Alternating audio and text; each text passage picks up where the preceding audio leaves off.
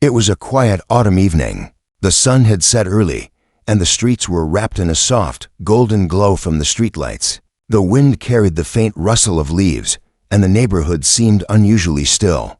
Inside her small but cozy home, a middle-aged woman sat alone, sipping tea while listening to the soft ticking of the clock on the wall. Life had slowed down for her in recent years. With her children grown and far away, the house often felt much too big and much too quiet. She had just begun to settle into her evening routine when she heard it, a knock at the door.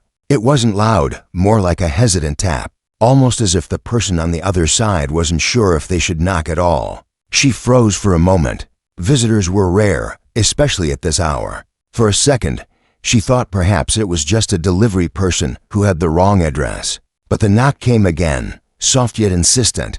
Curiosity got the better of her. She placed her cup down, wrapped her sweater tighter around her shoulders, and slowly walked toward the door. As she opened it, she saw a young man standing there. He couldn't have been more than 20. His shoulders were slouched, his backpack looked heavy, and his face carried the tiredness of someone who had been carrying more than just books. "Sorry to bother you," he said quietly, his voice almost apologetic. I was just walking by." Something about his tone made her pause. He didn't look like someone who was selling anything, and he didn't have the rushed look of someone delivering mail or flyers. Instead, he looked unsure of himself, almost lost. His eyes flickered nervously, as though he wasn't sure if she'd slam the door or scold him for disturbing her peace. She studied him for a moment. His clothes were simple but neat, his shoes worn out from use. There was nothing threatening about him. Only a kind of heaviness in his eyes that reminded her of something she couldn't quite place. Against her usual cautious nature, she found herself stepping aside and saying, "Would you like to come in for a moment?" The boy looked surprised. For a second, he seemed to hesitate, then gave a small nod and stepped inside. He removed his shoes at the door without being asked, a small gesture that spoke volumes about how he had been raised. The warmth of the house seemed to soften his shoulders. She guided him toward the kitchen table and asked if he'd like something warm to drink. He nodded again, almost shyly, and she poured him a cup of tea. They sat across from each other, the silence in the room broken only by the clinking of spoons. It wasn't long before the words began to spill out of him, quietly at first, then more freely. He explained that he was a college student living in the dorms nearby. Life there wasn't easy for him. He didn't have many friends, and the constant noise of campus life felt overwhelming. He missed home terribly, but couldn't visit often because it was too far away. "I didn't really mean to knock," he admitted with a nervous laugh. "I was just walking and, I don't know, I saw the light in your window. It looked safer." She listened carefully. Every word struck a chord in her heart. Though she had never seen him before, there was something familiar in his loneliness. She remembered when her own children had left for college, how they had called her late at night, their voices tired and homesick. She remembered how much it had hurt not being able to comfort them in person. And now, here sat another young soul, alone and uncertain, right at her table. The evening stretched on as they spoke. He told her about the classes he struggled with, the professors who seemed distant, and the cafeteria food that never quite felt like a real meal. She found herself chuckling at his little complaints, offering gentle advice here and there. He wasn't asking for pity, just someone to listen, someone to care. As the boy finished his tea, a change had come over the room. The silence that once made her house feel empty now felt warm, filled with the soft rhythm of conversation. For the first time in a long while, she didn't feel quite so alone. When he finally stood to leave, he thanked her with genuine sincerity. "I didn't realize how much I needed this," he said softly. "Thank you for opening the door." She smiled, watching him walk away down the quiet street. She didn't know why he had chosen her door out of all the houses on the block, but something told her that this was no random accident. It felt like the beginning of something neither of them could yet understand, a small moment that might grow into something much larger. That night, as she returned to her tea, now gone cold, she realized the knock on her door had stirred something deep inside her. She had opened her home to a stranger, yes, but perhaps without knowing it, she had also opened a new chapter in her own life. The next day, The young student walked across the campus lawn with his head bent low, his backpack tugging at his shoulders. Around him, groups of classmates sat together, laughing, sharing snacks, and talking about weekend plans. Their voices rose like a cheerful song he couldn't join in. He tried not to look, but the sight of them filled him with a familiar ache. The ache of being on the outside, looking in. College was supposed to be the best time of his life, or so people had always told him. But for him, it felt like being dropped into a world where everyone else already belonged. He was quiet by nature, the kind of person who thought carefully before speaking. In classrooms filled with confident voices, his own often got lost. He had come from a small town where everyone knew each other's names. Back home, there was always someone asking about his day, someone waiting at the dinner table. But here, in the city, in the dorms, he was just another face in a crowd of strangers. His roommate was friendly enough, but they didn't share much in common. While his roommate was out late, going to parties or hanging with friends, he often stayed behind in the dorm, listening to the hum of voices through the thin walls, wishing he could be part of it. Some nights, the loneliness grew so heavy that he'd put on his shoes and just walk. He didn't know where he was going, only that moving felt better than sitting in silence. The streets around the neighborhood gave him a strange comfort. Families inside their houses, lights glowing softly in windows, reminded him of everything he missed. Sometimes he slowed his steps outside those houses, just to imagine what it must feel like to sit inside one, surrounded by warmth and belonging. That's how he found her door that evening. It wasn't planned, and he almost walked past, but the glow of her kitchen light caught his eye. It was steady, warm, not harsh like the fluorescent bulbs in his dorm. Something about it made him pause, like it was calling him closer. He had stood there for several minutes, debating with himself, his heart pounding. Knocking on a stranger's door was crazy, wasn't it? What if she yelled at him, or thought he was suspicious? But the silence inside him was too heavy that night, and before he could change his mind, his knuckles tapped lightly on the wood. When she opened the door, he had nearly regretted it. He almost mumbled an apology and walked away. But her face, calm and kind, stopped him. And then, somehow, he found himself inside, sitting at her table, drinking tea he hadn't realized he needed. The memory of that evening stayed with him all day. He replayed her soft voice, her patient way of listening, and the quiet warmth that wrapped around him in her kitchen. It wasn't just the tea or the food, it was the feeling of being seen. For the first time in months, he didn't feel invisible dot in his classes the next day. He caught himself drifting back to those thoughts. The professor's voice faded into the background as he remembered how she had leaned in slightly when he spoke, how she nodded as if every word he said mattered. Nobody on campus did that. People were always in a hurry, always half listening, their eyes on their phones or the clock. But she had given him something simple yet rare, her full attention. That week, he went about his usual routine, but something inside him had shifted. He studied harder, not because he suddenly loved the subjects, but because he wanted to tell her he was trying. He started eating better, cooking small meals instead of grabbing junk food. It was as though that brief encounter had lit a spark inside him when he hadn't known he carried. Still, the loneliness didn't disappear overnight. He still walked past groups of students laughing together, still felt that sting when no one saved him a seat in the cafeteria. But now he carried a memory of warmth with him, a reminder that somewhere nearby was a door that had opened for him when he needed it most. One late evening, after a long and exhausting day of classes, he found himself walking again. His steps slowed as he passed by her house. The light was on, just as before. For a while, he stood at the edge of the sidewalk, unsure if he should knock again. Maybe she had only let him in once out of kindness. Maybe he'd be bothering her if he returned. But the thought of going back to his silent dorm felt unbearable. With a deep breath, he walked up and knocked once more. This time, when she opened the door, there was no hesitation in her smile. "Back again?" she said gently, as though she had been expecting him all along. And just like that, his lonely world began to shift, not in grand leaps, but in small, steady steps.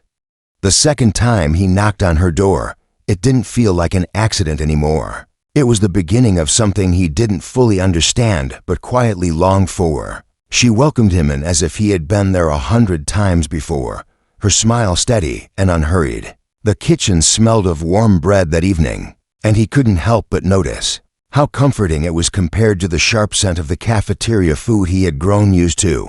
"Sit down," she said softly, already reaching for another plate. "You look like you could use a meal." He didn't argue.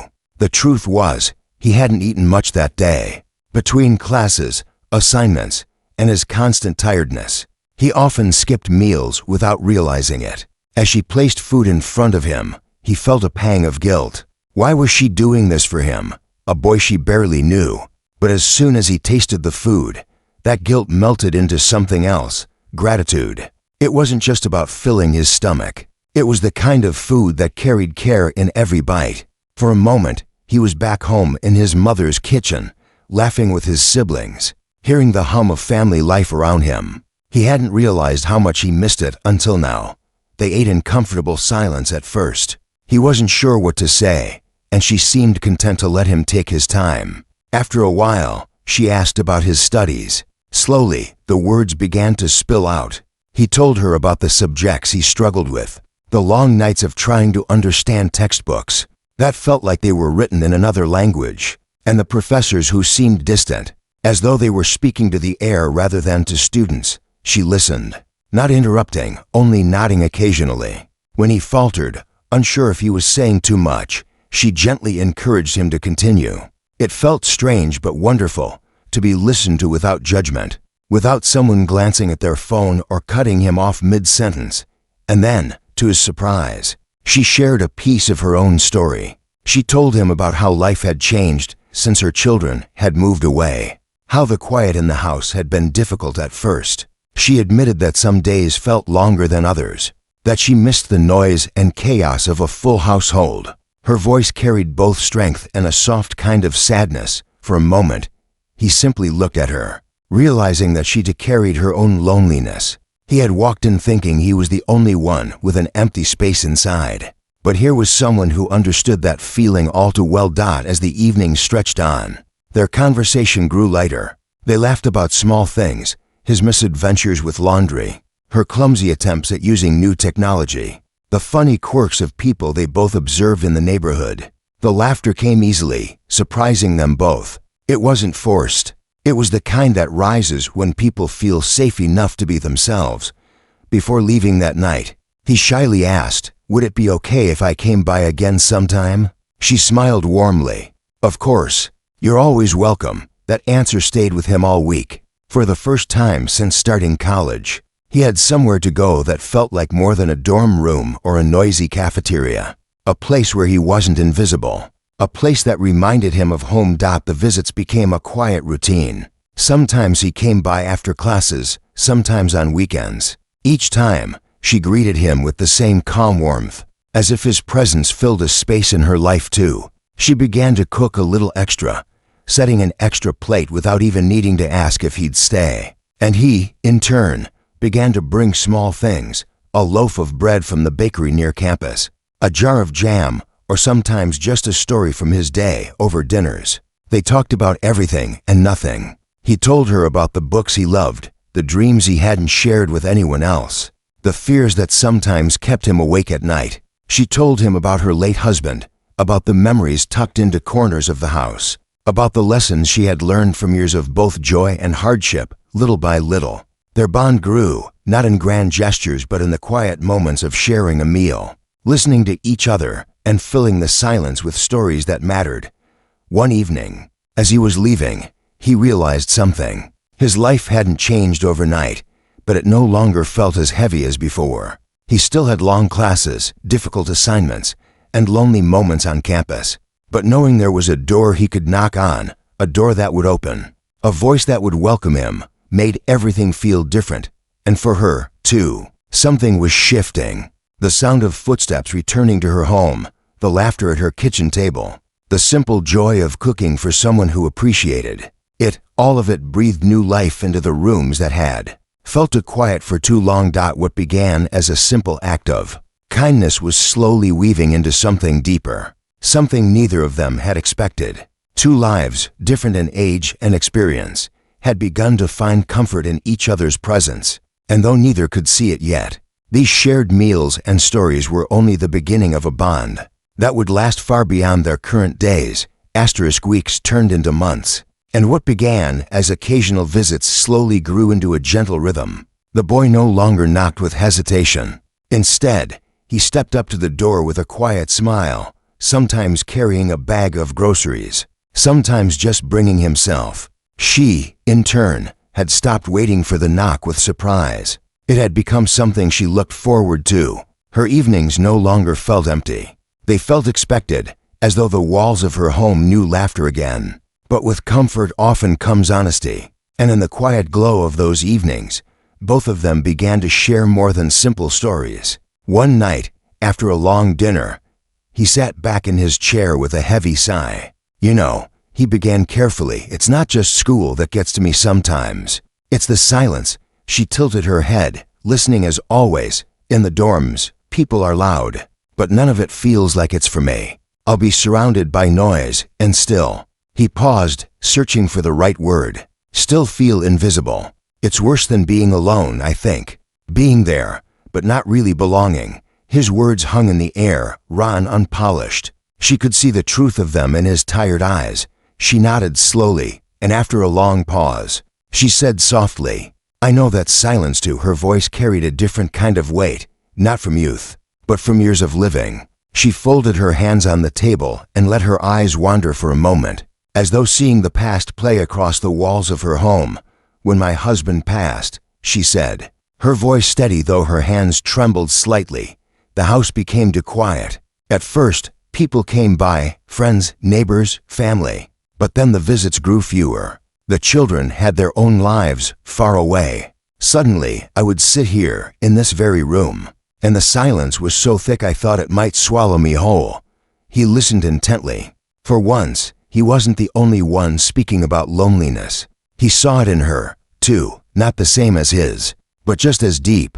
"I never thought," she continued, her eyes glistening, "that I'd miss the sound of someone dropping shoes by the door, or the clatter of dishes, or even the way he used to hum when he read the newspaper. But when it's gone, you realize those little things were the heartbeat of your life." The boy swallowed hard, his chest tightening. He had only ever seen her as strong and composed, always with a gentle smile ready for him. But now he saw the cracks, the spaces she carried quietly. And in that moment, something shifted. "You remind me of my son," she admitted softly. "Not in looks, but in the way you sit, the way you worry, the way you try to carry everything on your shoulders. Talking to you, it feels like having him close again." He didn't know what to say. Gratitude swelled in his chest, mixed with a bittersweet ache. She wasn't just feeding him dinners. She was giving him a place in her heart. And without meaning to, he was giving her something in return. A piece of family she had been missing. From that night onward, their conversations deepened. No longer just about school or daily routines, but about fears, regrets, and hopes they rarely spoke of with anyone else.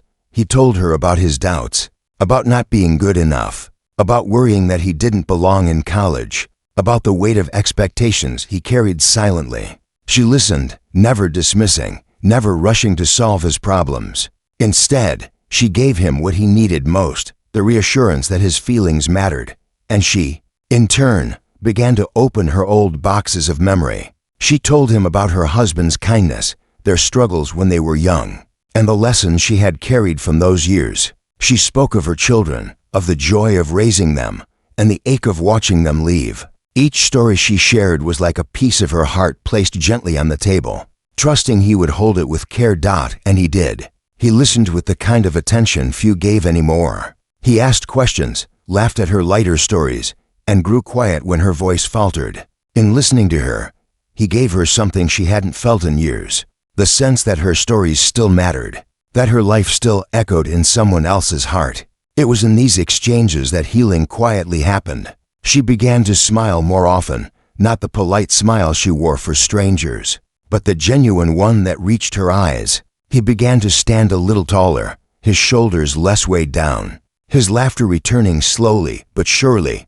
One evening, as he was leaving, she said something that stayed with him long after. "You know, you may think I'm helping you, But the truth is, you've helped me just as much."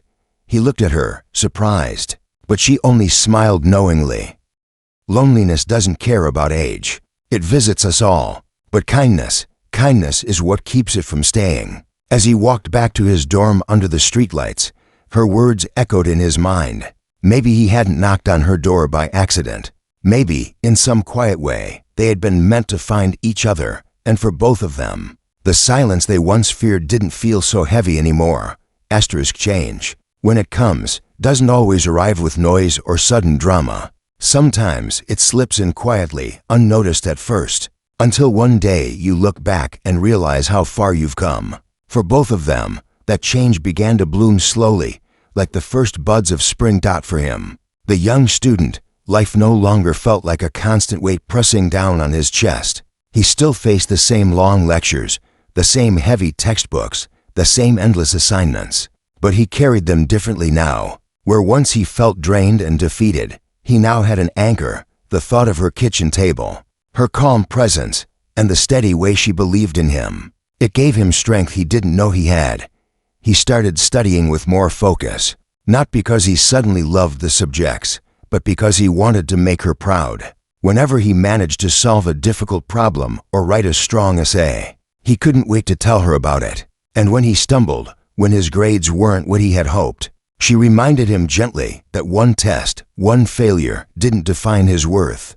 Her words were simple, but they carried a power that lifted him back onto his feet. Even his classmates noticed the shift. He no longer sat in the back row, shrinking into himself. Slowly, he began raising his hand in discussions, speaking up with a quiet confidence that surprised even him. Some students started including him in their study groups, sensing the quiet determination that had replaced his hesitation. It wasn't overnight, but little by little, he was finding his place for her. The transformation was just as real. Her days, which once stretched long and lonely, now felt filled with purpose. She woke up with a new kind of energy, knowing someone might stop by, someone who valued her presence. The house, once too silent, now carried the rhythm of footsteps, laughter, and the clink of plates shared across the table. She found herself cooking with joy again, not just for herself, but with the thought of him in mind. She tried new recipes, baked bread,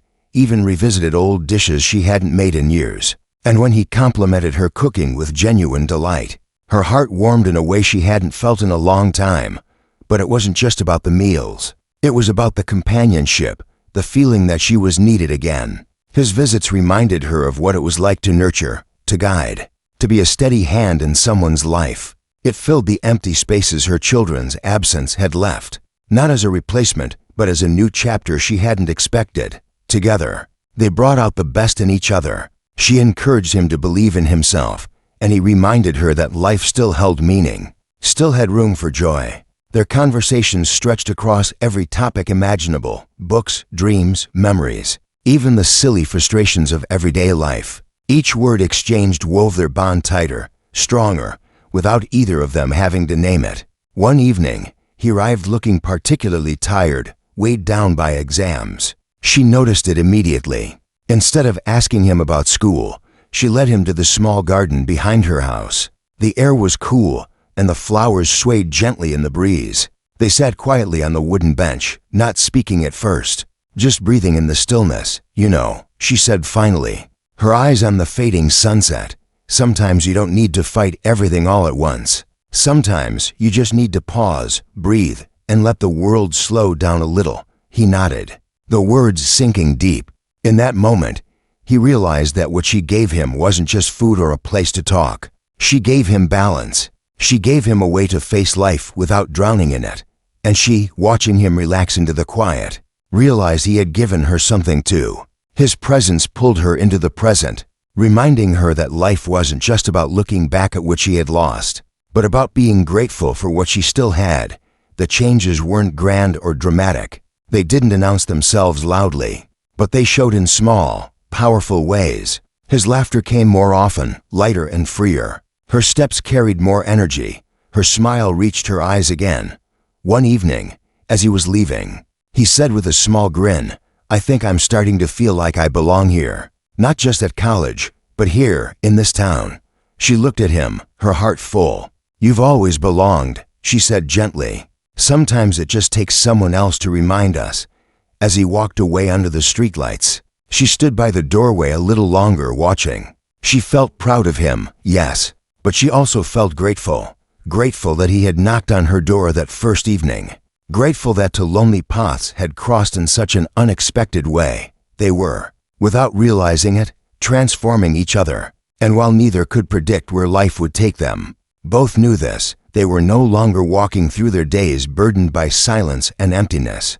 Together, in small, quiet ways, they were building something stronger, hope, purpose, and a bond that was slowly changing them both.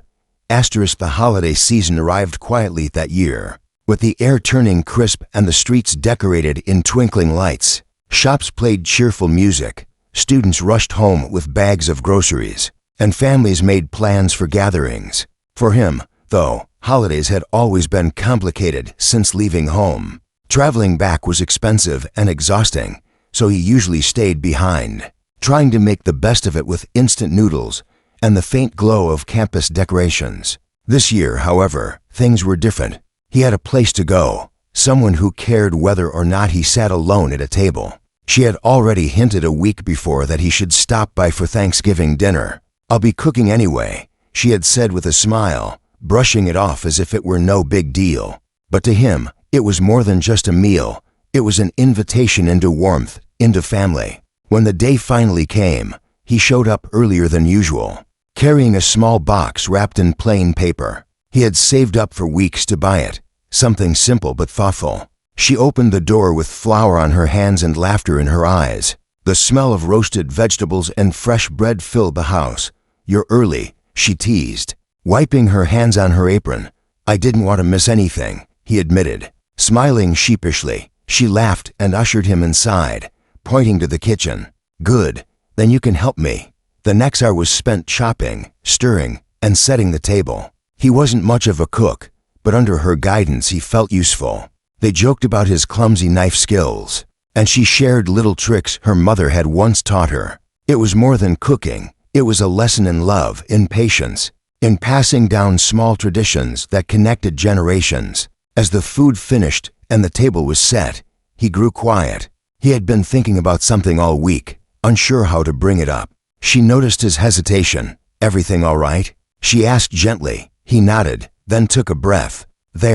There's something I'd like to do tonight, if that's okay." Her eyes lit with curiosity. Of course, later that evening, as the dishes were steaming on the table and the candles flickered softly, there came a knock at the door. She looked at him, puzzled, but he only grinned. "It's for you."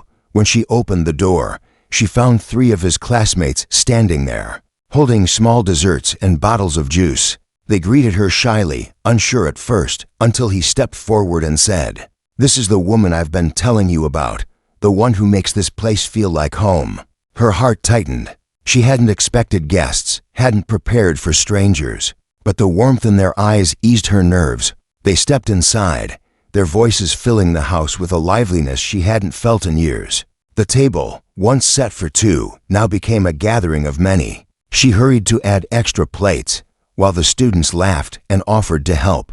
Soon, the small dining room was alive with chatter, the clatter of forks, and the rise of laughter spilling into every corner of the house. At one point, as the food was being passed around, one of the students said sincerely, "He wasn't lying. This feels more like family than any holiday dinner I've been to in a while." She glanced at the boy, who only smiled at her, eyes full of quiet gratitude. In that moment, she realized what he had done. He hadn't just wanted to share her kindness for himself. He wanted others to feel it too. He wanted to give back by making her the center of the gratitude he felt.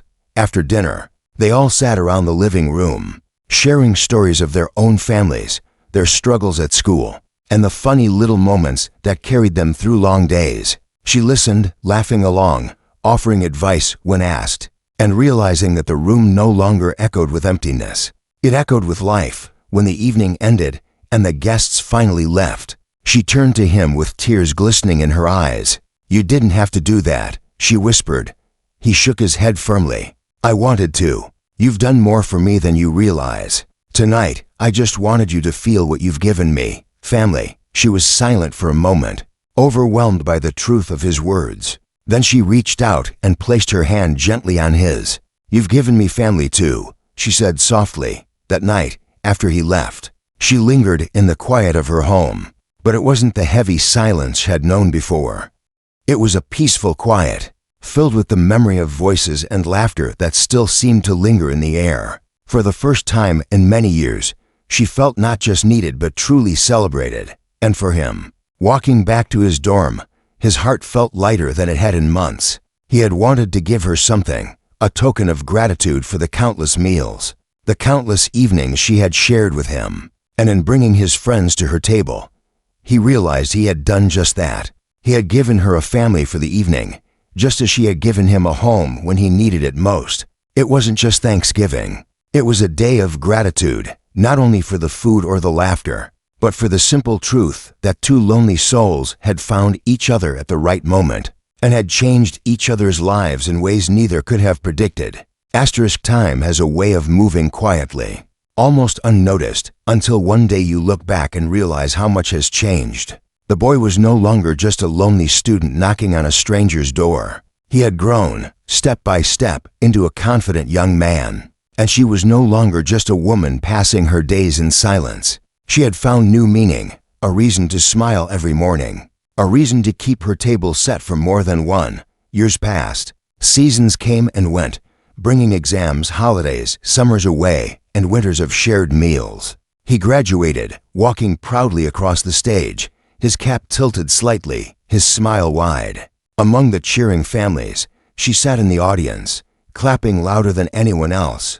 Though she wasn't related by blood, he looked for her first when the ceremony ended, weaving through the crowd to find her, to wrap her in a hug that said everything words could not. "Thank you," he whispered. "For everything." She only smiled, tears in her eyes. "I told you from the beginning," she said softly. "You were never alone." Even after college, their bond didn't fade. He moved into a small apartment not far from the town, visiting her regularly.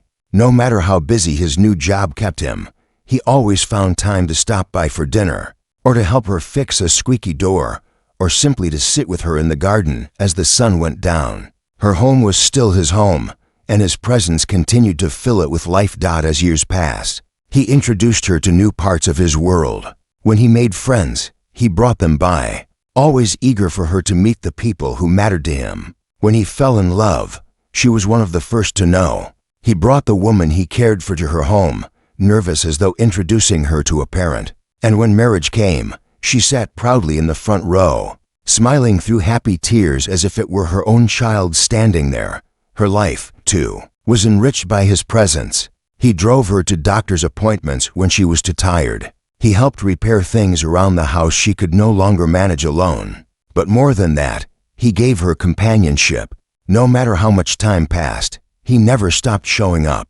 To her, that was the greatest gift, knowing she hadn't been forgotten, knowing her kindness had left a mark on someone's heart that time could not erase. And he never forgot how much she had changed him. Whenever he faced challenges, he thought back to those quiet evenings at her table, when her words gave him strength. Whenever life felt heavy, he remembered her advice in the garden: pause, breathe, let the world slow down. Those lessons had shaped him, carried him into adulthood, and kept him grounded when everything around him felt uncertain. One evening, years later, he visited her as usual. She was older now, her steps slower, her hair thinner, but her smile was still the same. He brought dinner that time, insisting she rest while he set the table.